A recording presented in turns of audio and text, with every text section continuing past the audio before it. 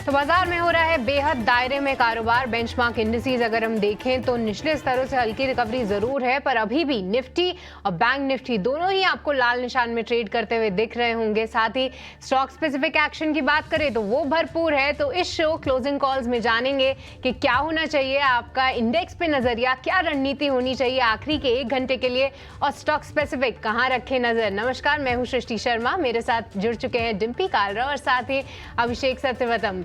हम ढेर सारे स्टॉक्स और सेक्टर्स पे चर्चा जरूर करेंगे, पर उससे पहले आपके लिए रख देते हैं बाजार की 5 बड़ी बातें। क्या कुछ एक्शन देखने को मिल रहा है।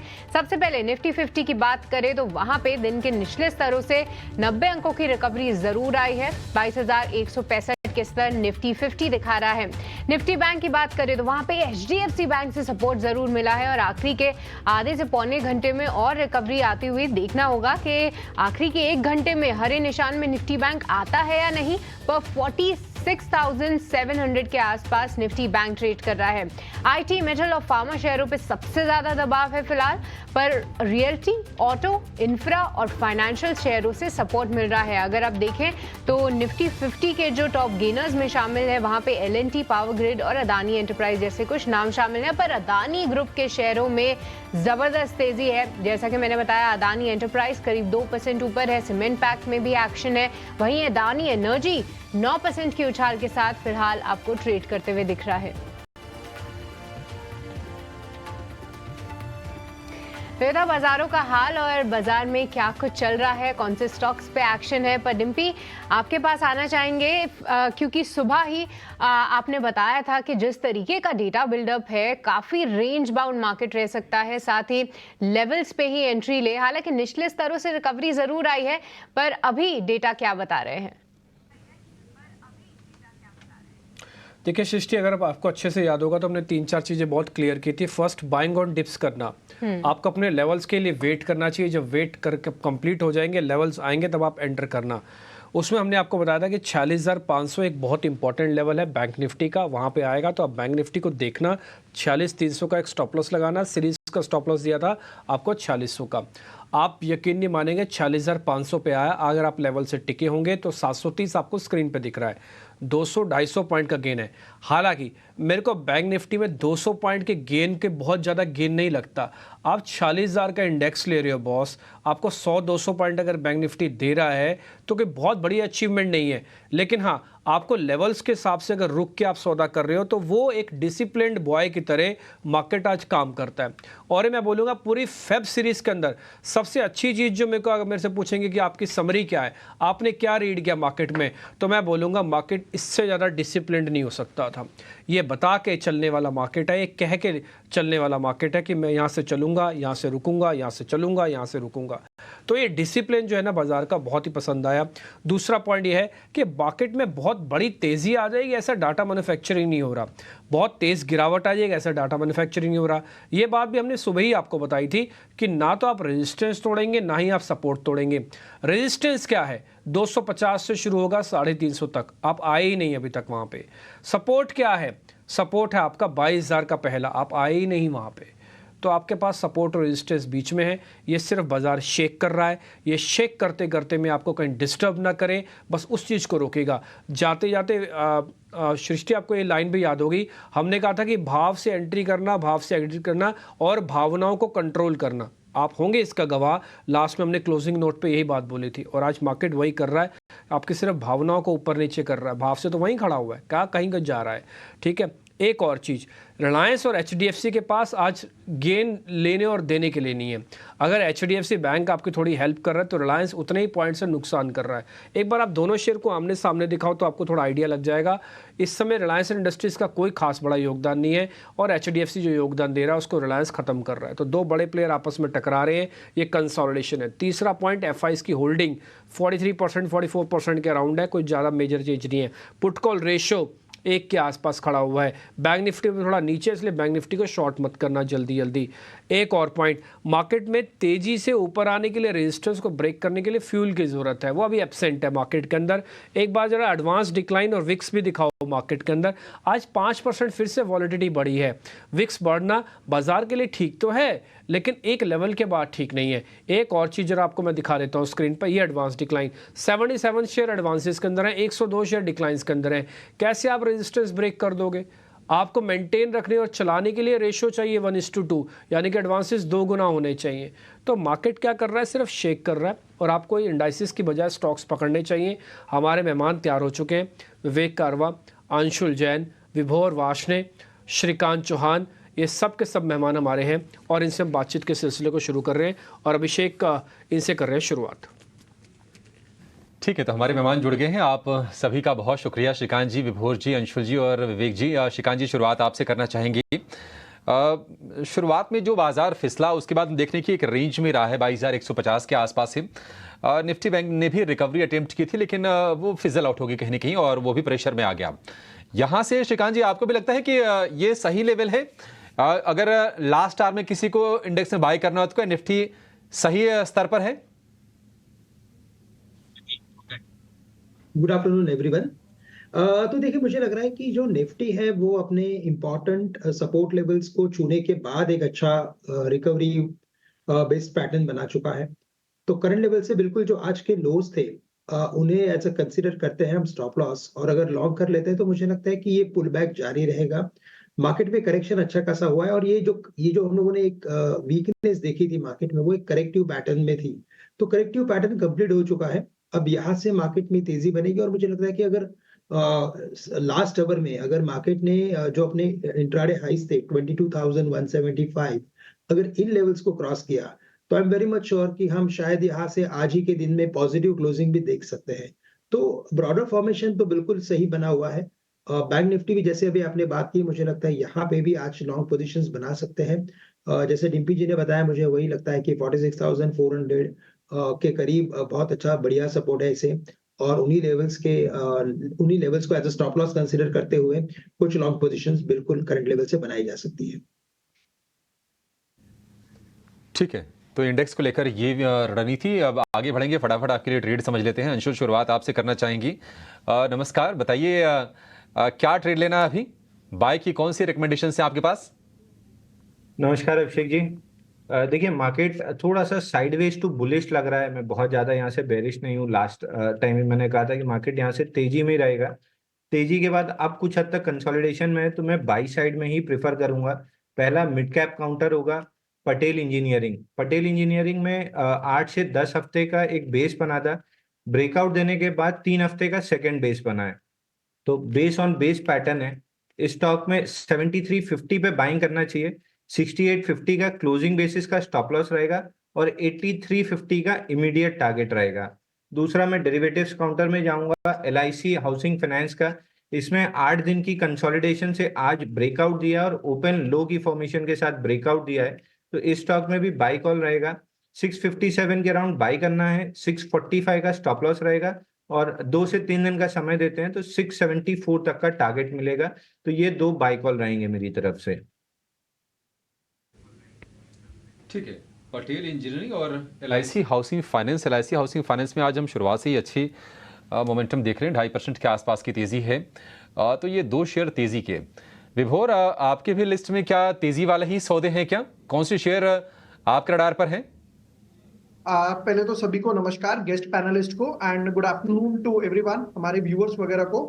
डेफिनेटली, क्योंकि मार्केट अभी भी स्टेबल है, और ऐसा नहीं है कि आज जैसे निफ्टी में गैप डाउन हुआ या बैंक निफ्टी में गैप डाउन हुआ और उसके बाद पीयर सेलिंग आ गई, हल्की फुल्की सी सेलिंग आई, और वो भी डेज लो से अच्छी खासी रिकवरी आ गई है। निफ्टी बैंक निफ्टी दोनों ही डोजी बना रहे हैं, तो ऐसा नहीं है कि बुल्स ने अपना चार्म लूज कर दिया हो या ग्रिप लूज कर दिया हो। मेरा जो फर्स्ट स्टॉक रहेगा वो रहेगा जैगल प्रीपेड। अभी अभी लिस्ट हुआ था कुछ 5-6 महीने पहले, अच्छे खासे मोमेंटम में है, आज भी एक फ्रेश ब्रेकआउट दे रहा है और गुड वॉल्यूम्स के साथ दे रहा है, ये सबसे बेस्ट पार्ट है। तो जैगल इस टाइम ट्रेड कर रहा है कुछ 328 के आसपास, स्टॉप लॉस रहेगा 300 का, टारगेट रहेगा हमारा 375 का। एंड सेकंड जो स्टॉक मैं लूंगा वो रहेगा महिंद्रा हॉलीडेज। अगर आप चार्ट का स्ट्रक्चर स्क्रीन पे लाएंगे तो आप देखेंगे कि यहाँ पर एक kind of cup and handle pattern बन रहा है।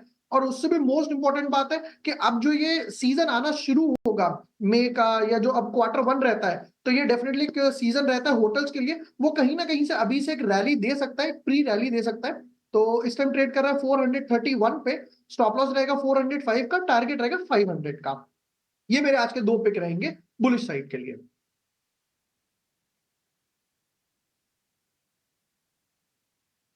ये महिंद्रा हॉलीडेज और जैगल प्रीपेड, महिंद्रा हॉलीडेज के लिए लक्ष्य है 500 रुपए का विभोर की तरफ से। श्रीकांत जी, आखिर में आपके पास आएंगे, क्या आप भी तेजी में ही हैं? आपके भी खरीदारी के सौदे हैं या फिर कुछ शॉर्ट के भी कॉल्स हैं आपके पास? नहीं, बिल्कुल मार्केट के ट्रेंड को देखते हुए हमें लगता है कि इस मार्केट में कोई कॉन्ट्रा ट्रेड लेने की जरूरत नहीं है। ट्रेंड को फॉलो कीजिए और यहाँ पे हमें लगता है कि आइशर मोटर्स, यहाँ पे कुछ लॉन्ग की पोजीशन बनाई जा सकती है। तकरीबन 3970 के करीब अभी ये स्टॉक ट्रेड कर रहा है। फॉर्मेशन को देखते हुए लगता है कि ये स्टॉक कम से कम 4040 यानी 4050 या 4150 के लेवल्स छू सकता है। स्टॉप लॉस काफी नजदीक का है, तो 3930 का स्टॉप लॉस रखे और करंट लेवल से आइशर मोटर्स को लॉन्ग करें। साथ ही साथ जैसे अपने अभी बात चली थी अदानी के ग्रुप के जितने भी स्टॉक्स है वहां पे तेजी बनी है, तो वहां पे हमें लगता है कि बिल्कुल अंबुजा सीमेंट या अदानी एंटरप्राइजेस काफी अच्छा रिटर्न्स जनरेट कर सकते हैं शॉर्ट टर्म पोजीशंस में। बट साथ ही साथ मुझे लगता है कि अदानी पोर्ट्स ये स्टॉक अपने स्टॉप लॉस के काफी नजदीक है।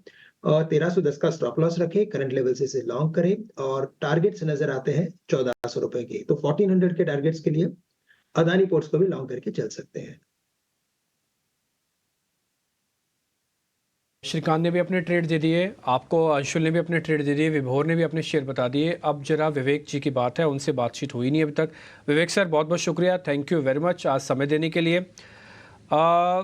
सर, आपके पास जो भी फंड है, जितने भी आप क्लाइंट्स हैं, आप उनको प्लस करवा रहे हो कि उनका पैसा रोक रखा है, अभी प्लस नहीं करवा रहे कुछ भी?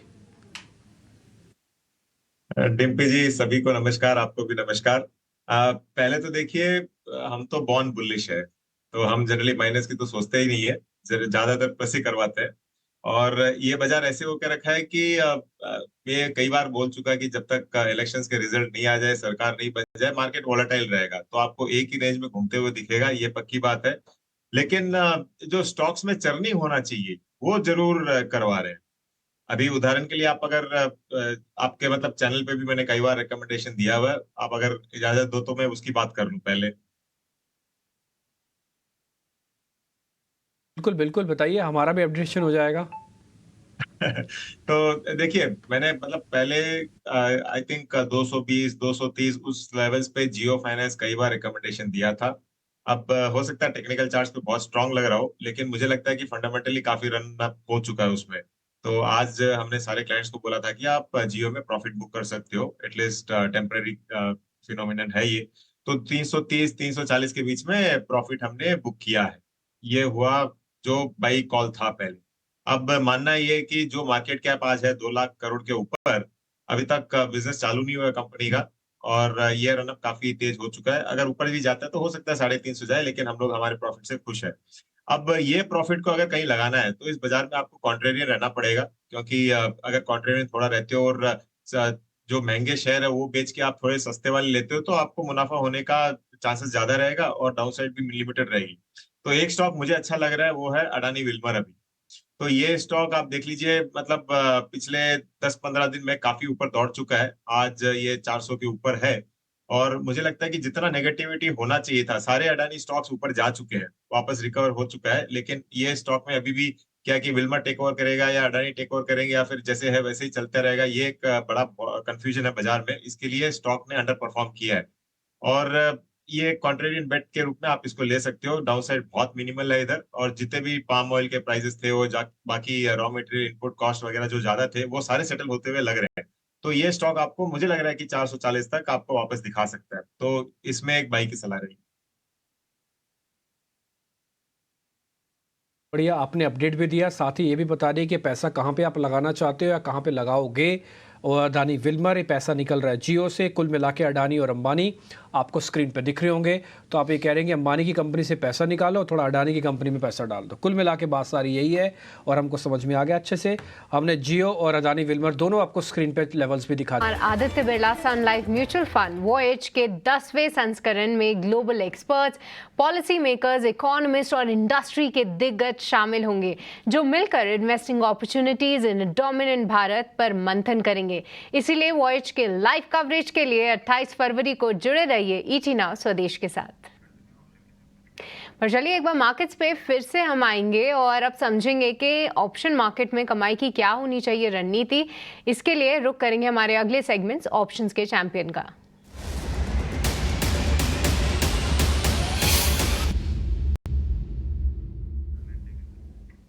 आज के ऑप्शंस के चैंपियन की रणनीति बताने के लिए जेएम फाइनेंशियल्स की सोनी पटनायक हमारे साथ जुड़ चुकी हैं। Soni, very good afternoon. बताइए क्या कुछ स्ट्रैटेजी लाई हैं आप ऑप्शन सेगमेंट में?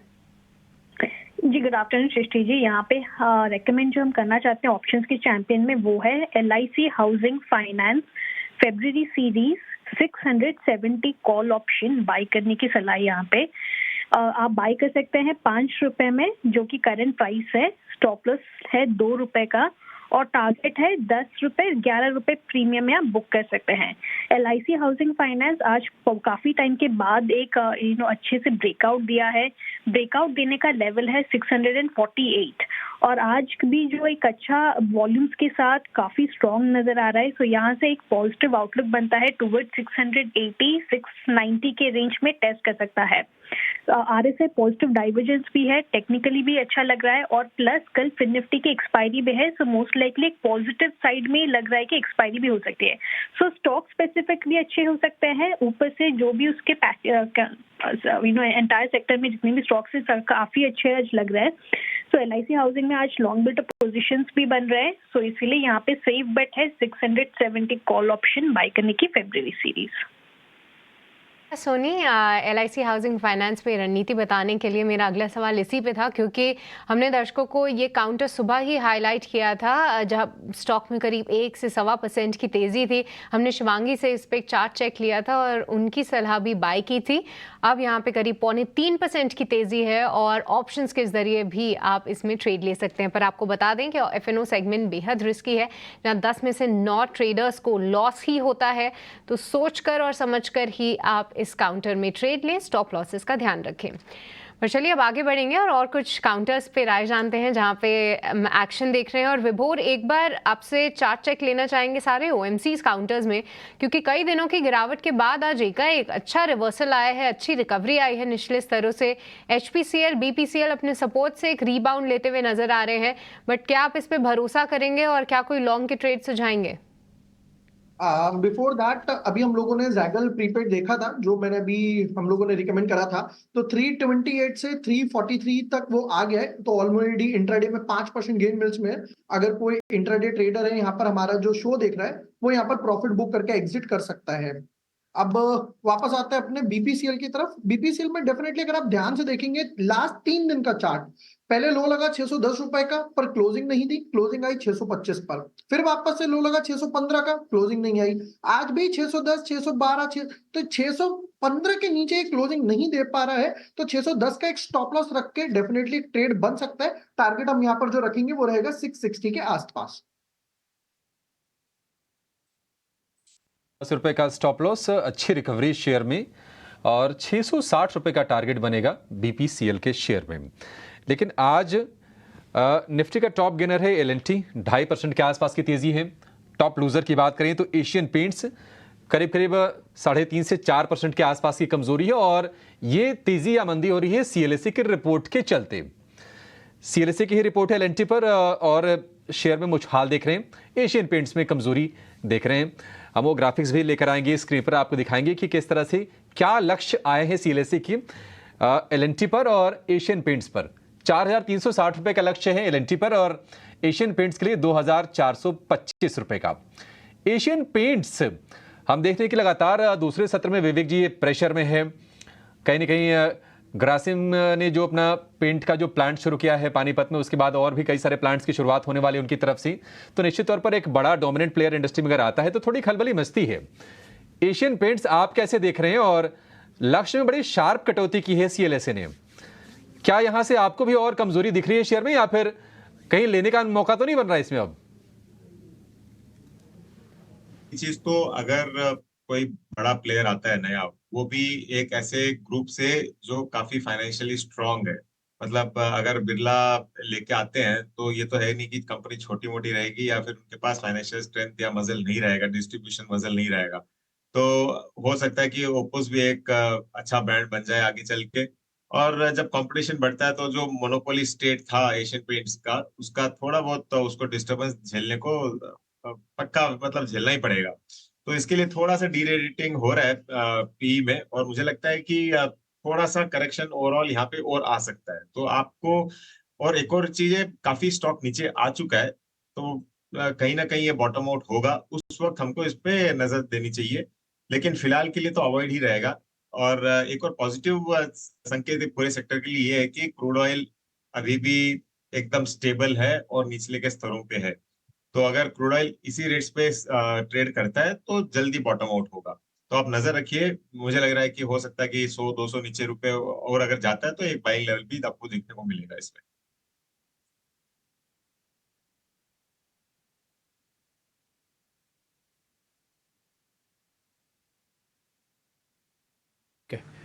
तो खैर इस बीच अगर आप देखेंगे तो मार्केट्स के अंदर फिर से गिरावट देखने को मिल रही है, और एक गिरावट अब करीब 90 अंकों की हो चुकी है। इसलिए हमने कहा कि थोड़ा लेवल्स की वेट करो और आराम से शांति से ट्रेड करो, कहीं बाजार भागा नहीं जा रहा, और 190 पॉइंट का नुकसान इस समय आपको बैंक निफ्टी के अंदर भी दिख रहा होगा। आगे बढ़े, एक दो शेयर जरा और पता कर लेते हैं, उसके बाद फिर हम और आगे बढ़ जाएंगे। अच्छा, एक शेयर मेरे को जरा टेक्निकली चेक करना, अभी थोड़ी देर पहले मेरी शीट में भी आया था, क्या उसको रखना चाहिए कि नहीं रखना चाहिए, वो जरा टाटा कम्युनिकेशन एक बार जरा स्क्रीन पे लेके आइए, टाटा कम्युनिकेशन। और ये जरा पता करते हैं श्रीकांत से। श्रीकांत, एक बार जरा टाटा कॉम आप चेक करना, इसका बिल्डअप बहुत ही प्यारा है, बहुत ही बढ़िया, और टिपिकली एक्सपायरी पे ना अच्छे से प्ले भी करता है, आपको भी याद होगा। ये 2-2.5% इसका प्राइस एक्शन है, हमको लग रहा है प्राइस एक्शन अभी ड्यू है और चल सकता है। एक बार आप जरा चेक करना, फोर्स तो है, बस प्राइस अभी और चलने की चांसेस है। तो BTST करें और टिल एक्सपायरी तक रख लें। बिल्कुल। तो डिम्पी जी, टाटा कम्युनिकेशन के अगर ओवरऑल टेक्निकल पैटर्न को देखें तो इसने कई बार मल्टीपल हायर बॉटम्स बनाए हैं, और हाई क्रॉस करने के बाद जो रैली एक्सपैंड करनी चाहिए थी उतनी उसने एक्सपैंड नहीं की है। बट जैसे अभी आपने आपका एक एनालिसिस रखा और ऑब्जर्वेशन रखा कि एक्सपायरी के करीब इसमें एक्शन होती है, मुझे भी यही लग रहा है कि एक्सपायरी के करीब इसमें एक्शन होते हुए ये स्टॉक एक बार 1930 के लेवल्स कम से कम दिखा सकता है। और अगर ये ट्रेंड जैसे कि अभी स्ट्रेंथ दिखा रहा है, मुझे लगता है कि शायद इसमें 2000 के लेवल्स को भी क्रॉस करने का काफी स्ट्रेंथ दिखाई दे रहा है। तो करंट लेवल से तो बिल्कुल लॉन्ग करें, 1840 का स्टॉप लॉस रखें। टारगेट्स नजर आते हैं 1930 के, और अगर यहाँ से अगर थोड़ी मध्यम से लंबी अवधि का नजरिया है तो मुझे लगता है कि ये स्टॉक 2000 के लेवल्स को भी क्रॉस करते हुए नजर आएगा।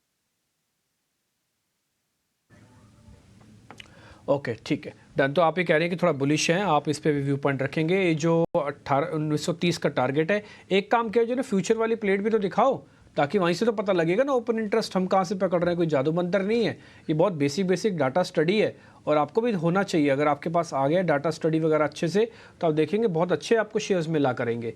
टाटा कम्युनिकेशन की फ्यूचर वाली प्लेट जिसमें चेंज इन ओपन इंटरेस्ट है वो दिखाना, फिर टारगेट स्टॉप लॉस वाली प्लेट को भी वापस घुमाते रहो ताकि उससे थोड़ा क्लियर हो जाए। अविनाश जी, ये दिखाइएगा, ये टाटा कम्युनिकेशन का फेब कॉन्ट्रैक्ट है जहाँ पे -7% है, और मार्च कॉन्ट्रैक्ट आप देखेंगे तो आपको और भी दिखेगा। ये दोनों बढ़िया कर दिया, ठीक है जी। यहाँ से आपको काफ़ी हद तक चीज़ें क्लियर हो रही होंगी। खैर, हम आगे बढ़ते हैं। आपसे हमने वादा किया था कि ब्रेक से पहले, यानी कि दूसरा ब्रेक लेने से पहले, एक जानकारी हम आपके सामने रखेंगे कि अगले 2 से 3 साल में 5 अडानी की कंपनीज और लिस्ट हो सकती हैं। ये कंपनी कौन कौन सी हैं, किस बिजनेस में हैं, इनका कारोबार क्या है, जरा फटाफट से अभिषेक से समझ लेते हैं। अभिषेक, जरा बताइए, क्योंकि आपने डाटा निकाला है, रिसर्च भी की है, आप ही जानकारी दे दीजिए। जी डिम्पी, देखिए अभी अडानी ग्रुप की 10 कंपनियां लिस्टेड हैं और अगले 2 से 3 साल में इनकी संख्या 1.5 गुनी हो जाएगी, यानी कि 10 से बढ़ के 15 हो जाएगी। 5 कंपनियां मोटा मोटी जहां पर हम बिजनेस भी बहुत सॉलिड देख रहे हैं और अब इनकी लिस्टिंग की तैयारी कंपनी कर रही है। पहली कंपनी होगी अडानी न्यू इंडस्ट्रीज। ये कंपनी ग्रीन हाइड्रोजन से जुड़ी है और उसमें निवेश करती है, उसका कारोबार करती है, और कंपनी का जो लक्ष्य है सबसे कम दाम पर हाइड्रोजन मैन्युफैक्चरिंग का टारगेट कंपनी ने सेट किया है। इलेक्ट्रोलाइजर मैन्युफैक्चरिंग का काम भी करती है, तो निश्चित तौर पर यह कंपनी फोकस में रहेगी, पहली कंपनी। दूसरी कंपनी है अडानी एयरपोर्ट होल्डिंग्स। एयरपोर्ट कारोबार में, एयरपोर्ट इंफ्रा के कारोबार में लगातार कंपनी विस्तार कर रही है और अभी देश में 8 एयरपोर्ट्स का मैनेजमेंट कंपनी कर रही है। 2026 तक इसको बढ़ा के 16 करने की योजना, यानी कि 8 और एयरपोर्ट्स को कंपनी अपनी साथ जोड़ लेगी और ये टोटल संख्या हो जाएगी 16। अडानी कॉनिक्स डेटा सेंटर का कारोबार लगातार बढ़ रहा है देश में, जिस तरह से डेटा की खपत हो रही है और इस बिजनेस में नए नए प्लेयर्स भी आ रहे हैं। अडानी कॉनिक्स इसी बिजनेस में है, काम करती है, डेटा सेंटर के इंफ्रास्ट्रक्चर का काम करती है कंपनी ये।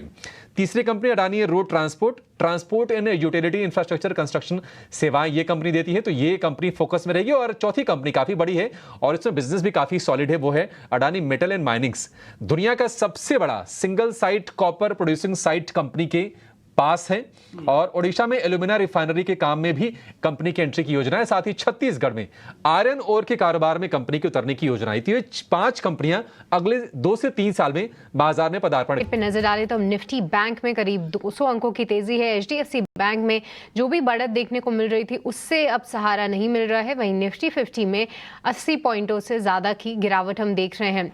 पर चलिए और कुछ स्टॉक्स पे नजर डालते हैं। स्टॉक स्पेसिफिक एक्शन क्योंकि भरपूर है और एक बार अंशुल आपसे भारत फोर्ज पे राय लेना चाहेंगे। देखिए आज करीब 4% की तेजी दिखा रहा है, हालांकि ऑटो पैक में इतना कोई जोश नहीं है, पर भारत फोर्ज 4% की तेजी, अब कौन से टारगेट्स ध्यान में रखे और क्या इस रिवर्सल में, क्योंकि एक लंबे समय से स्टॉक में गिरावट देख रहे थे, इस रिवर्सल में पार्टिसिपेट करना चाहिए? देखिए, भारत फौज में रिजल्ट के बाद बहुत तेज गिरावट आई थी और उसके बाद एक छोटे से अपमूव की तरह फ्लैगिश अपमूव है और डेली चार्ट पे एक डबल टॉप का ब्रेकडाउन था, उसी को रीटेस्ट किया है 1182।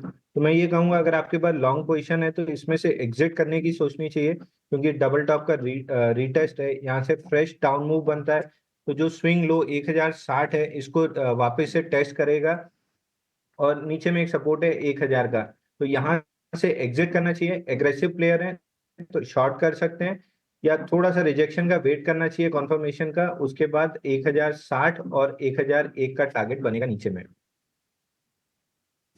भारत फोर्ज जहाँ पे रिजेक्शन आ सकता है ऊपरी स्तरों पे और टारगेट्स भी आपको अंशुल ने बताए। पर श्रीकांत, एक और स्टॉक है जहाँ पे खबर का रिजेक्शन आया है और साथ ही खबर के चलते काफ़ी वॉलेटाइल भी हुआ है वो स्टॉक, और मैं बात कर रही हूँ एल्केम लैब्स की। खबर ये थी कि रेट जो पिछले साल आईटी कंपनी की तरफ से लगी थी उसमें जो कि रिपोर्ट सामने आई है 1000 करोड़ के फंड्स के डाइवर्जन की खबरें आई, जिसके चलते 13% की गिरावट ज़रूर हुई। पर कंपनी ने एक क्लैरिफिकेशन ज़रूर दिया कि जो फैक्चुअली इनकरेक्ट न्यूज़ है, अभी तक उनके पास आईटी डिपार्टमेंट की तरफ से ऐसी कोई इन्फॉर्मेशन नहीं आई है। उनकी क्वेरीज ज़रूर आई थी और उन क्वेरीज के ऊपर रिप्लाई ज़रूर किया है कंपनी ने। थोड़ी बहुत रिकवरी ज़रूर है, पर ऐसे में श्रीकांत, जिन्होंने लॉन्ग किया हो उनके लिए कौन से टारगेट्स अहम रहेंगे और जिन्होंने शॉर्ट किया हो उनको कौन से टारगेट्स पे ध्यान रखना चाहिए, क्योंकि दोनों ही तरफ के इस पे ट्रेड ज़्यादा आते हुए दिखे हैं? बिल्कुल। तो देखिए, प्राइस एक्शन तो काफी जबरदस्त हुआ है। यानी ये स्टॉक 5400 के करीब था, 4700 800 के करीब ये गया था इंट्राडे में। लेकिन न्यूज को क्लैरिफाई करते हुए जब वापस स्टॉक ने तेजी भरी तो मुझे लगता है कि जो उसके वेटेड एवरेजेस थे तकरीबन 4990 के करीब, उन लेवल्स के ऊपर अभी ये क्लोज कर रहा है, जो क्लियरली इंडिकेट करता है कि ये स्टॉक में स्ट्रेंथ है। और अगर एक इम्पॉर्टेंट मुझे लगता है कि कोई स्टॉप लॉस अगर रखना है लॉन्ग के लिए तो 4900 का रखना चाहिए। 4900 के नीचे अगर ये वापस ट्रेड करता है तो फिर स्टॉक में और यहाँ से वीकनेस देखने मिल सकता है। लेकिन अगर यहाँ पे अगर आपने शॉर्ट की पोजीशंस की है तो फिर मुझे लगता है कि जो स्टॉप लॉस रखना है वो रखना है 5050 का, क्योंकि 5050 के ऊपर इसने अच्छा खासा एक बेस बनाया था और वापस से 5050 के ऊपर जाना है, यानी स्टॉक वापस से अपने 5400 के लेवल्स को रीटेस्ट करने जैसा एक फॉर्मेशन बन सकता है। तो 5050 और 4900 के रेंज का एक स्पेसिफिक व्यू पकड़ के हमें अपनी पोजीशंस को संभालना है। कुछ और टेक्निकल कॉल्स वगैरह ले लेते हैं, जरा स्पीड से लेते हैं। और अंशुल आपसे शुरू कर रहा हूँ, जरा नोसिल चेक करना। नोसिल ये शेयर ठीक है क्या सर? इसको प्लस करा सर? देखिए, नोसिल में एक बेस का ब्रेकआउट आया था 280 के आसपास, उसी को रिटेस्ट करने नीचे आया है, हल्का थोड़ा सा और नीचे आ गया ब्रेकआउट पॉइंट के, बट स्ट्रक्चर बुलिश है। वीकली चार्ट पे मल्टीपल टाइट क्लोजेस है और ब्रेकआउट देने की कोशिश है, तो 280 के ऊपर इसमें फ्रेश बाइंग बनेगी। 265 का स्टॉप लॉस रहेगा और करंट जो बेस बना है उसका टारगेट 340 के अराउंड आता है, तो यहाँ से भी लॉन्ग कर सकते हैं, बट बेटर लॉन्ग 280 के ऊपर बनेगा। के ऊपर आ जाए तो इसको लॉन्ग करना, ध्यान रखना ये शेयर बहुत तेजी से चलेगा नौसिल। अगर आप थोड़ा बहुत करना चाहते हैं 2-10 पैसा तो आपकी मर्जी अपनी, नहीं तो 280 के बाद करोगे तो बढ़िया चल सकता है। ये एक अच्छे ब्रेकआउट की तैयारी हो रही है नौसिल के अंदर, लेकिन कंडीशन अप्लाइड है 280, याद रखा जाए। एक और शेयर है, मैं जरा विभोर से चेक कराता हूँ, विभोर वाशने एक बार जरा एक शेयर चेक करना, उसका नाम है सेलो वर्ल्ड के नाम से एक कंपनी है, सेलो वर्ल्ड। क्या ये चलने सकता है? ये डाउनवर्ड स्लोपिंग का ब्रेकआउट कर रहा है, वॉल्यूम वगैरह का बेस भी ठीक है। एक बार जरा चेक करो, आपकी स्क्रीन पे भी ले आते हैं शेयर। सेलो लिखो, CELLO, यस ये बलाई। तो डेफिनेटली सबसे बड़ी बात है ये 829 के प्राइस पे लिस्ट हुआ था, वहां से नीचे गया, फिर वापस इसने जनवरी 2024 में एक ब्रेकआउट दिया अच्छे खासे वॉल्यूम्स के साथ, वापस नीचे आकर एक बेस बनाया है 794 795 के आसपास। तो डेफिनेटली वो स्टॉप लॉस रख के डेफिनेटली हम लोग 900 का एम लिया जा सकता है एक बारी को। और सबसे अच्छी बात क्या है, जो फ्राइडे के वॉल्यूम्स है वो काफी अच्छे, काफी टाइम बाद इसमें 1 मिलियन के वॉल्यूम बने थे। तो आपके हाँ है ना सर विभोर सर, फिर मैं यही समझू ना आपकी हाँ है डेफिनेटली, बट 795 का स्टॉप लॉस रख के 785 का स्टॉप लॉस रख के आपकी यहाँ है, और आप ये कह रहे हैं कि शेयर चल सकता है। दोनों शेयर हुए, दोनों के अंदर थोड़ा एक कंडीशन है, जैसे नोसिल के अंदर कंडीशन है 280 के ऊपर लेना है, इसके अंदर क्या है 785 का स्टॉप लॉस लगाओ, वॉल्यूम थोड़ा कम कर लेना बस, और कोई दिक्कत नहीं है। दोनों के लेवल्स हमने आपकी स्क्रीन पर लिख दिए और दोनों ही बढ़िया शेयर हैं।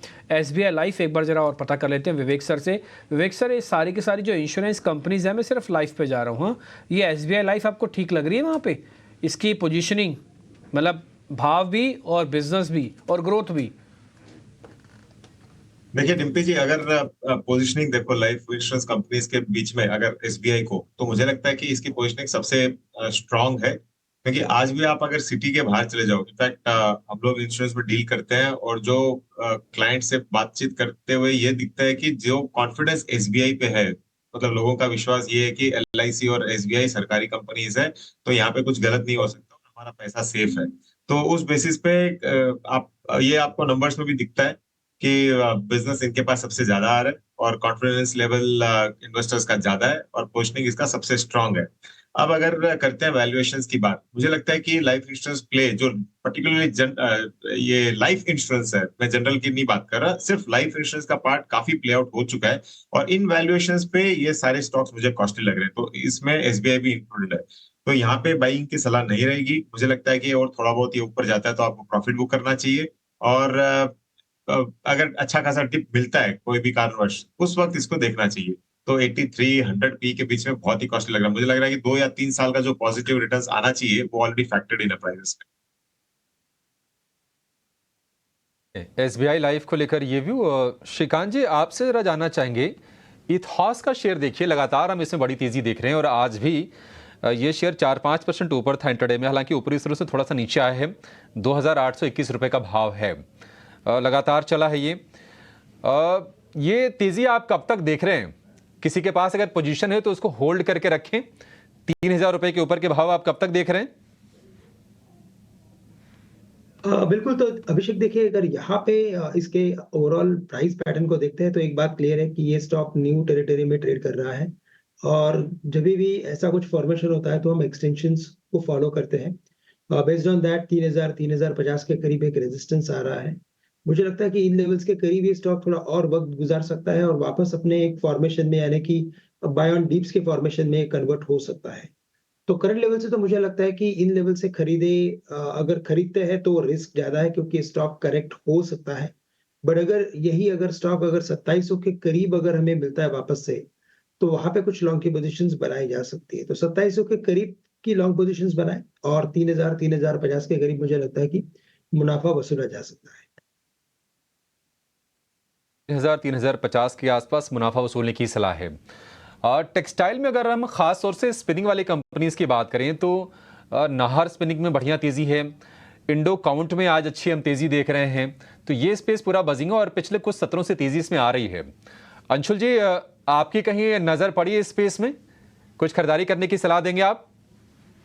देखिए टेक्सटाइल पूरा स्पेस तेज है, मल्टीपल टाइम्स मैंने सतलज बाई दिया है, और पर्टिकुलरली नाहा स्पिनिंग की बात करें 50 डे मूविंग एवरेज के नीचे इसने शेक आउट किया है वीक लॉन्ग्स को और वापस चलना चालू किया है।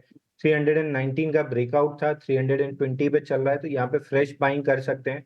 इमीडिएट टारगेट 345 350 का रहेगा, और इसमें 350 निकलने के बाद बड़ी तेजी डेवलप होगी 390 395 के लिए। और छोटे कैप का स्टॉक है, 296 करोड़ का फ्री फ्लोट है, तो 290 295 आराम से स्टॉक टच कर सकता है, सब्जेक्ट टू 250 255 की रेंज निकाल ले। ठीक है। पावर ग्रिड को लेकर आप विभोर राय दीजिए। आज इसने 291 रुपए का हाई बनाया है। क्या पावर ग्रिड एक थोड़ा सा ठहराव लेके फिर से चलने के लिए तैयार आपको दिख रहा है? 300 रुपए के पार कहां तक जाता हुआ शेयर आपको दिख रहा है ये?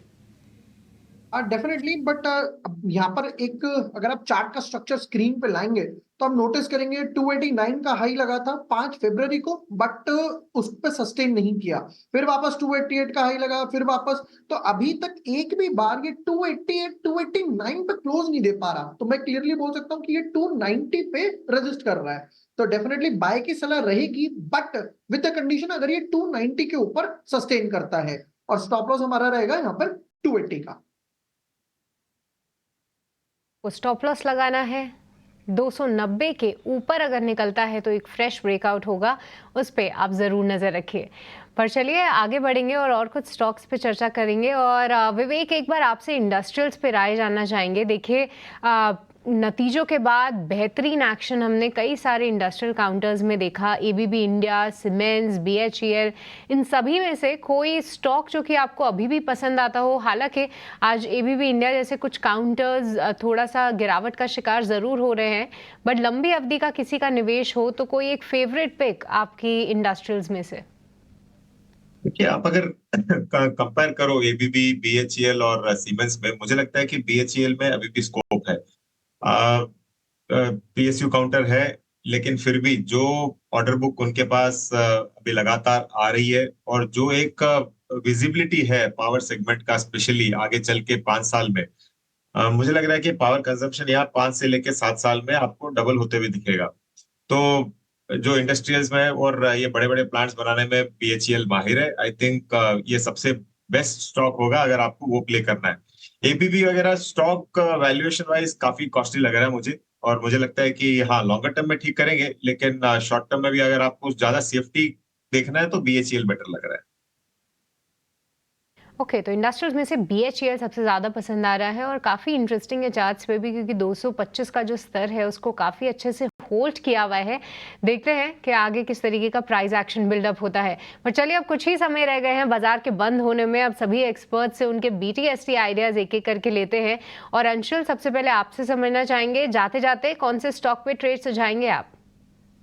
देखिए मैं बीटीएसटी गेल के ऊपर देना चाहूंगा। गेल में 2 दिन की अच्छी रैली आई थी 14 और 15 फरवरी को, उसके बाद से 6 दिन कंसोलिडेट करके आज फ्रेश ब्रेकआउट देने की कोशिश कर रहा है। इस स्टॉक में बीटीएसटी रहेगा, 180-190 का प्राइस है, करंट मार्केट प्राइस से बीटीएसटी कर सकते हैं। स्टॉप लॉस 178 के नीचे बनेगा, और टारगेट इमीडिएट बेसिस पे 194 का रहेगा, लेकिन सिर्फ बीटीएसटी की बात करें तो 188 तक ये स्टॉक जा सकता है। वीकेंड तक की बात करें तो 194 195 इसमें आराम से टेस्ट किया जा सकता है। यहाँ पे आज एक पॉजिटिव रिपोर्ट भी आई थी, यहाँ पे अभी भी भरोसा कायम है अंशुल का। श्रीकांत, आपके रेडार पे कौन सा स्टॉक है? बिल्कुल, तो मुझे लग रहा है कि वैसे हिंदुस्तान कॉपर ये एक स्टॉक है जिसे हम करंट लेवल से लॉन्ग करके चल सकते हैं। अगर एफएनओ में अगर बैन है तो कैश में लिया जा सकता है, लेकिन यहाँ के जो इसके टेक्निकल पैटर्न बने हैं वो इंडिकेट कर रहे हैं कि शायद ये स्टॉक कम से कम वापस से एक बार 280 तक के लेवल्स भी दिखा सकता है। तो करंट लेवल से हिंदुस्तान कॉपर को लॉन्ग करें। स्टॉप लॉस यहाँ पे रखें 255 रुपए का, 255 का स्टॉप लॉस। हिंदुस्तान कॉपर अभी लाल निशान में है, यहाँ पे अच्छा मौका है बाय करने के लिए। स्टॉप लॉस के साथ आप इसमें ट्रेड ले सकते हैं। विभोर, अब आपसे समझना चाहेंगे कौन से स्टॉक्स पे है आपकी नजर? ऑलरेडी हम लोगों ने 2 स्टॉक्स तो देखी है, जैगल और महिंद्रा हॉलीडेज। बट अगर किसी को एफएनओ सेगमेंट वगैरह में जाना है तो वो वोल्टास देख सकता है। अगर आप वोल्टास का चार्ट का स्ट्रक्चर देखेंगे तो यू विल बी सरप्राइज्ड कि आज ये डे लो तक गया 1066 तक, वहां से पूरा रिकवर करके almost near two days high तक आ गया। और उससे भी बेस्ट स्ट्रक्चर ये कि लास्ट 5 डेज में एक भी बार ये 1080 1085 के नीचे क्लोजिंग नहीं दे पा रहा। तो दिस सीम्स की 1085 एक बहुत अच्छा सपोर्ट लेवल है और यहाँ पे आराम से BTST या 1-2 दिन के लिए ट्रेड लिया जा सकता है वोल्टास में। ठीक है, तो वोल्टास पसंद आ रहा है, 1 से 2 दिन का पोजिशनल ट्रेड आप इसमें ले सकते हैं। ये बोर्ड की तरफ से कॉल आती हुई। पर चलिए अब आगे बढ़ेंगे और कौन से बड़े इवेंट्स पे आपको रखनी है नज़र, कौन से ऐसे इवेंट्स हैं जो कि मार्केट मूविंग हो सकते हैं, ये पूरी लिस्ट लेकर हमारे साथ स्नेही जुड़ चुकी हैं। स्नेही बताइए। जी बिल्कुल, आइए देखते हैं कि कल की ट्रेडिंग सेशन में बाजार की नज़र कहाँ रहेगी और आपको अपना ध्यान कहाँ रखना है। ग्लोबल क्यूज़ की बात करें तो यूएस से बहुत ही महत्वपूर्ण क्यू आ रहा है। Q4 का जो जीडीपी का जो डेटा है वो कल रिलीज़ होगा, तो ये बहुत इंपॉर्टेंट डेटा है, तो इस पर ध्यान रखिएगा। और वापस इंडिया की बात करते हैं तो कॉर्पोरेट एक्शन में भी बहुत कुछ कल हो रहा है। ICICI बैंक का बोर्ड जो है वो कल मिलेगा ICICI सिक्योरिटीज़ के इक्विटी शेयर्स को डीलिस्ट करने के लिए, उस पर चर्चा करने के लिए, तो इस काउंटर पर ध्यान रखिएगा। वोडाफोन आइडिया का बोर्ड कल मिलेगा फंड रेजिंग के प्लान्स के बारे में बात करने के लिए, तो वो स्टॉक भी फोकस में रहेगा। पैसा लो डिजिटल का बोर्ड कल मिलेगा इस बात पर चर्चा करने के लिए कि वो इश्यू करेंगे नॉन कन्वर्टेबल डिबेंचर्स यानी कि NCDs प्राइवेट प्लेसमेंट बेसिस पर, तो इस स्टॉक पर भी ध्यान रखिएगा। कल आखिरी दिन है NMDC के शेयर्स खरीदने के लिए, उनके डिविडेंड के लिए एलिजिबल होने के लिए। और आखिर में साउथ इंडियन बैंक के जो शेयर्स है कल वो एक्स राइट्स यानी राइट इश्यू के बाद कल वो ट्रेड होंगे 1:4 यानी 1:4 के रेशियो में, तो इन सारे काउंटर्स पर ध्यान रखिएगा। IPO क्षेत्र की बात करते हैं तो 2 IPOs कल सब्सक्रिप्शन के लिए खुलेंगे। प्लैटिनम इंडस्ट्रीज और एक्सिकॉम टेली सर्विसेज, ये दोनों एक्सिकॉम टेली सिस्टम्स ये दोनों IPO कल सब्सक्रिप्शन के लिए खुलेंगे। और जब अन्य इवेंट्स की बात करते हैं तो PM मोदी कल राष्ट्र को 3 इसरो के फैसिलिटीज़ डेडिकेट करेंगे और इंटरनेशनल एनर्जी वीक जो कि लंदन में है वो कल से शुरू होगा। तो इन सारे क्यूज़ पर कल के ट्रेडिंग सेशन के लिए अपना ध्यान बनाए रखेगा। ठीक है, शुक्रिया स्नेही इस अपडेट के लिए। तो कई सारे IPOs भी खुलेंगे और ये पूरा का पूरा जो हफ्ता है प्राइमरी मार्केट के लिहाज से बहुत ही वजिंग है। 5 कंपनियों की लिस्टिंग होगी। SME को और मेन बोर्ड को अगर मिला दें तो 7 या 8 कंपनियां बाजार में अपनी IPOs लेकर आ रही हैं। कल 2 IPOs खुलने वाली हैं, उस पर आज हमने चर्चा भी की है। आप चाहें तो सोशल मीडिया के प्लेटफॉर्म पर जाकर 18 संदेश के आप देख भी सकते हैं हमारा खास शो IPO का सिक्सर। लेकिन रेलवे शेयर में बहुत रफ्तार है विवेक जी, और हम देख रहे हैं कि आज भी रेलटेल, राइट्स या फिर इरकॉन, ये सारी के सारी कंपनीज चल रही हैं। आपको अभी हम पूछें कि वैल्यूएशन के लिहाज से कहाँ पर मौके भी बहुत आकर्षक दिख रहे हैं, तो आपका जवाब क्या होगा? कहाँ फोकस करना चाहिए? अभिषेक, इनफैक्ट अपनी कई बार बात हुई थी और मुझे ये लग रहा था कि रेलवे काफी रनअप दे चुका है और एक बार प्रॉफिट बुक करना चाहिए। उसके बाद में काफी करेक्शन भी हुआ है सारे स्टॉक्स में, लेकिन फिर भी यहाँ पे वैल्यूएशन डिस्कम्फर्ट जरूर है ज्यादातर स्टॉक्स पे। अगर आप मुझे फिर भी आप बोलो कि एक रेलवे बेट दो जिसमें आप फिर भी पैसा लगाना चाहोगे, तो मेरा सबसे बेस्ट बेट होगा IRCTC। तो IRCTC एक ही कंपनी लग रही है जहाँ पे चाहे सरकार आए जाए, रेलवेज में स्पेंडिंग हो नहीं हो, वो कंपनी आपको अच्छे रिजल्ट्स देती रहेगी आगे चल के भी। तो बाकी स्टॉक्स अभी भी डिस्कम्फर्ट है, इतना गिर चुके हैं करके एक बाउंस बैक हो सकता है ये, लेकिन मुझे लगता है कि एक रेंज बाउंड में ही रहने वाले हैं ये, और अगर सही में लेना है तो IRCTC बेस्ट बेट होगा। IRCTC पर ही आपको भरोसा दिखा के चलना है। एक शेयर जहां पर आज बहुत बड़ी तेजी है वो है प्रिसिजन कैमशाफ्ट का। तकरीबन 10% के आसपास की तेजी है और शुरुआत में जो इसने तेजी बनाई है उसको अभी तक टिका के रखा है प्रिसिजन कैमशाफ्ट ने। इस पर आप राय दीजिए श्रीकांत जी। हालांकि हमने कोई बहुत बड़ी तेजी देखी नहीं है हाल फिलहाल में, या फिर पिछले 6 महीने का भी अगर ट्रैक रिकॉर्ड अगर देखेंगे तो प्रिसिजन कैमशाफ्ट में आज की तेजी क्या इंडिकेट कर रही है? आपके पास क्या कोई खबर वगैरह भी है कि क्यों चल रहा है शेयर ये? नहीं अभिषेक जी, वैसे कोई स्पेसिफिक मेरे पास कोई इसके बारे में खबर नहीं है, लेकिन अगर इसके टेक्निकल पैटर्न को देखें तो हमें लगता है कि इसमें एक मल्टीपल बेस बना हुआ था 230 रुपए 225 रुपए के करीब, और वो पर्टिकुलर लेवल्स को तोड़ने के बावजूद स्टॉक में जो गिरावट आनी चाहिए थी वो नहीं आई। तो मुझे लगता है इसी वजह से शायद इसमें वापस से एक फ्रेश खरीदारी हुई है और ये स्टॉक का अभी जो बेस बना है वो 208 या 205 रुपए का बना है। तो मैं कहूंगा कि 200 रुपए का एक फाइनल स्टॉप लॉस रखें और इस पर्टिकुलर स्टॉक में बने रहे अगर आपके पास इन्वेस्टमेंट्स है तो, क्योंकि कई बार मैंने देखा है कि बड़े बेस को तोड़ने के बाद अगर फॉलोअप सेलिंग अगर नहीं आता है तो उसके बाद जो तेजी बनती है वो काफी शानदार होती है। तो 200 रुपए का स्टॉप लॉस रखें और करंट लेवल से भी मुझे लगता है कि इस पर्टिकुलर स्टॉक को एक बार लॉन्ग किया जा सकता है। ठीक है, लॉन्ग करने की सलाह है प्रेसिजन कैमशाफ्ट में, लेकिन क्या लॉन्ग के मौके अब आ रहे हैं हिंडाल्को में? क्योंकि आज हम देख रहे हैं कि 2% ये शेयर फिर से टूट गया। 8 फरवरी को भाव इसका 600 रुपए के आसपास का था, अब 500 रुपए के आसपास आ गया है। अंशु जी क्या माने, 100 रुपए सस्ता है या फिर और सस्ता भी मिलेगा हिंडाल्को? देखिए अभिषेक जी, अभी हिंडाल्को और सस्ता मिलेगा। इसमें गैप के साथ ब्रेकडाउन आया था और फ्लैगिश काइंड ऑफ एक्शन का फ्रेश ब्रेकडाउन आया है। तो इमीडिएट जो स्विंग लो बना था 495 ये टेस्ट होगा और बल्कि मैं कहूंगा इसके नीचे भी जा सकता है, समवेयर अराउंड 473। तो यहाँ से बिल्कुल बाइंग नहीं करना चाहिए। हालांकि मेटल काउंटर्स में तेजी है, तो जिंदल स्टील अगर इसी सेक्टर में बाई करना है तो जिंदल स्टील एक बेटर प्ले है।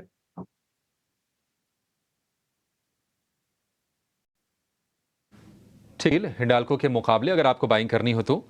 ऑटो स्पेस में आज हम देख रहे हैं कि चुनिंदा बाइंग है। आयशर में तेजी देख रहे थे शुरुआती सत्र में, बजाज ऑटो में थोड़ी सी तेजी थी, लेकिन वो सारी की सारी तेजी थोड़ी फिजल आउट होते हुए दिखी है।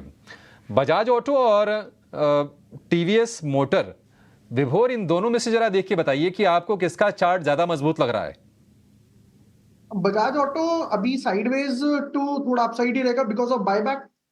अभी लोग 10,000 के बायबैक के लिए थोड़ी थोड़ी बाइंग कर रहे हैं उसमें, तो मे बी एक ये रीजन है। बजाज ऑटो थोड़ा सा स्ट्रॉन्ग है इन कंपैरेटिव टू। अब दूसरी तरफ क्या है, टीवीएस मोटर्स के प्रोबेबली हो सकता है जो नंबर्स आएंगे अभी 2-4 दिन बाद मंथली, तो वो हो सकता है डेफिनेटली अच्छा है। बट अगर आप टीवीएस मोटर का चार्ट का स्ट्रक्चर भी देखेंगे तो आप पाएंगे कि यहाँ पर 2090 के नीचे, 2090 तक जाता है, 2090 तक जाता है, बट क्लोजिंग नहीं देता, वहां से बाउंस आ जाता है। तो अगर किसी को स्टॉप लॉस रखना है तो आज डेज लो का स्टॉप लॉस रख के डेफिनेटली यहाँ पर लॉन्ग किया जा सकता है। कुल मिलाकर 3 मिनट रह गए हैं मार्केट के बंद होने में, तो इस 3 मिनट के अंदर मेरे को लगता नहीं है कि ऐसा कोई बड़ा कोई ट्रेड आपसे मिस हो जाएगा। अगर ट्रेड मिस हो रहा है तो भले होने देना फिर आप, क्योंकि ऐसे ट्रेड फिर पकड़ने का कोई मतलब नहीं जो लास्ट के सिर्फ 1 ही मिनट में आपको पता लगे। जो 6 घंटे भी नहीं पता लगा, 1 मिनट में कैसे पता लग जाता है। आप कॉन्फिडेंस रखो मार्केट के अंदर, थोड़ा वेट करो, अच्छे से चेक करो। और मैं कई बार बोलता हूँ कि मार्केट के अंदर जब भी आप क्लोज करने जाओ तो एक पेपर की तरह जाओ कि आज मेरे से क्या गलती हुई, आज मैंने क्या ठीक किया, आज मेरी रीडिंग कहाँ पे गलत हुई। ये अगर आप नोट बनाने लगेंगे और सीखने लगेंगे तो आपका जो ट्रेडिंग की हैबिट है या स्विंग ट्रेड की हैबिट है वो बहुत अच्छे से बन जाएगी और आप उसमें से रोज़ कुछ ना कुछ सीखोगे, क्योंकि रोज़ मार्केट कुछ ना कुछ आपको हर घंटे सिखाएगा। तो ये आपके काम का है। अब आते हैं कि बाजार कहाँ पे बंद हो रहा है, क्या लेवल्स के हिसाब से ठीक बंद हो रहा है। तो पहले मैं आता हूँ निफ्टी के पे। निफ्टी आज बंद हुआ है 22,000 के ऊपर, 22,200 के नीचे, तो आप तो मिडल में बंद हो रहे हो। तो आपके पास खोने और पाने दोनों के लिए करीब करीब अभी 100 पॉइंट है, क्योंकि 100 पॉइंट ऊपर जाके रेजिस्टेंस शुरू होगा और 100 पॉइंट नीचे आके फिर से एक सपोर्ट है। तो कल की ओपनिंग यानी कि BTST या STBT के हिसाब से आपके पास 100 पॉइंट पड़े हुए हैं। आज मार्केट बिल्कुल एक रेंज में है, ये चार्ट आपकी स्क्रीन पर। और यही बात सुबह में हमने आपके सामने की थी कि पहले गैप डाउन होने दो और उसके बाद फिर देखेंगे। आओ बैंक निफ्टी पे। बैंक निफ्टी 46,500 के आसपास क्लोज कर रहा है, तो ये एक अच्छी चीज़ है कि 40,500 के आसपास बैंक निफ्टी की क्लोजिंग मिल रही है। तो पहला जो सपोर्ट एरिया वो 40,500 ही है, टूटेगा तो 200 पॉइंट बाद फिर सपोर्ट है, वो है 40,300 का, फिर टूटेगा तो फिर 40,000 का भी सीरीज का सपोर्ट है। ऐसे ही ऊपर जाते समय 300 पॉइंट का रेजिस्टेंस है, तो ये भी अपने रेजिस्टेंस और सपोर्ट के मिडल पे बंद हो रहा है। कोई खास चिंता की बात नहीं। आपको लग रहा होगा 250 पॉइंट टूट गया, फिर भी डिम्पी जी बोल रहे हैं कि कोई चिंता की बात नहीं। चिंता की बात मैं सपोर्ट के लिए बोल रहा हूँ। हाँ, ये बात सच है कि मार्केट के पास शॉर्ट कवरिंग का जो वॉल्यूम था वो काफ़ी हद तक निकल चुका है। मैंने आपको सुबह भी बताया था इसके पास जो फोर्स है ओपन इंटरेस्ट की निफ्टी और बैंक निफ्टी की वो ख़त्म हो चुकी है। वो 1-1.5 लाख कॉन्ट्रैक्ट है बैंक निफ्टी के अंदर जो ओपन पड़े हुए, आज और कम हो गए होंगे थोड़े बहुत, और निफ्टी के अंदर 2 लाख कॉन्ट्रैक्ट हैं। अब 2 लाख कॉन्ट्रैक्ट से आप उम्मीद करोगे कि चल जाएगा या टूट जाएगा, कुछ भी नहीं होगा बॉस, वो तो एक साइडवेज करवा के छोड़ देंगे। आप एडवांस डिक्लाइन देखो, सुबह हमने एडवांस डिक्लाइन ठीक देखा था। लेकिन उसके बाद एडवांस डिक्लाइन बिगड़ा है थोड़ा सा। आप फ्यूचर वाली प्लेट भी देखेंगे ना तो आपको बढ़े यानी कि डिक्लाइंस वाले शेयर्स ज़्यादा दिखेंगे आज एडवांस के मुकाबले।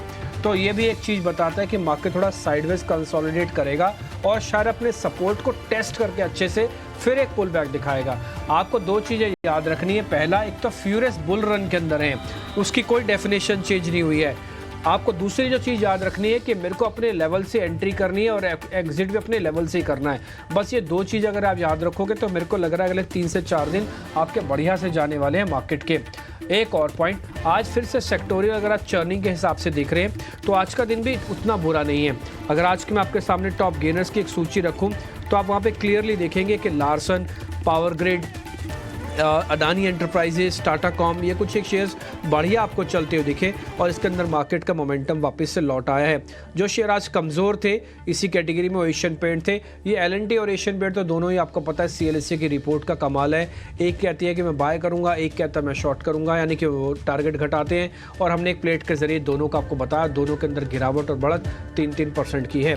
इसके अलावा अपोलो हॉस्पिटल आज प्रॉफिट बुकिंग हिंडाल्को टूटा और अभी अंशुल जी बता रहे थे हिंडाल्को थोड़ा और सस्ता मिलेगा तो रुक जाना चाहिए। टाटा स्टील, डिवी स्लैब, ये कुछ एक और शेयर हैं जो आज वीक बंद हुए हैं। कुल मिला के मार्केट का सेटअप ठीक है, चर्निंग का पार्ट हो रहा है, चर्निंग हो रही है, ना सपोर्ट टूट रहे ना ही रेजिस्टेंस टूट रहे हैं। आप सिर्फ लेवल की वेट करो, लेवल के साथ एंट्री और एग्जिट करो, टाइट स्टॉप लॉस रखो, वॉल्यूम को कम कर दो, बस यही आपका काम है। और एक बात और ध्यान रखा जाए, हम कई दिनों से बोल रहे हैं 20 पॉइंट से ज़्यादा यानी 20% से ज़्यादा आप अपना पैसा इंडेक्स में मत रखो। इंडेक्स बड़ा पैसा नहीं देगा, 40% पैसा आप रखो स्टॉक्स के अंदर। और विवेक कारवा की बात मानूं तो मैं बोलूँगा कि थोड़ा बहुत वैल्यूएशन की चिंता उनको और मेरे को दोनों को है, तो इसलिए आप रिमेनिंग अमाउंट करीब 40-50% पैसा कैश में भी रखो, तो ये भी ज़रूरी है इस समय। बहुत बहुत शुक्रिया आप सभी मेहमानों का। Vivek sir thank you very much, Anshul Jain आपका भी शुक्रिया, विभोर थैंक यू वेरी मच। आप काफ़ी दिनों बाद आज स्क्रीन पे हमारे साथ दिखे, आप आते रहिए, आपसे बातचीत होती रहेगी। आज समय निकालिए सर, हमारी टीम आपसे रेगुलर कॉन्टैक्ट करेगी। श्रीकांत आपका भी बहुत बहुत शुक्रिया, थैंक यू वेरी मच, आपने आज टाइम निकाला, अच्छे आपसे बात हुई, बहुत बढ़िया sir, thank you very much आप सभी मेहमानों का आज कार्यक्रम में जुड़ने के लिए। मेरे को और अभिषेक को साथ ही सृष्टि को आप इजाज़त दे सकते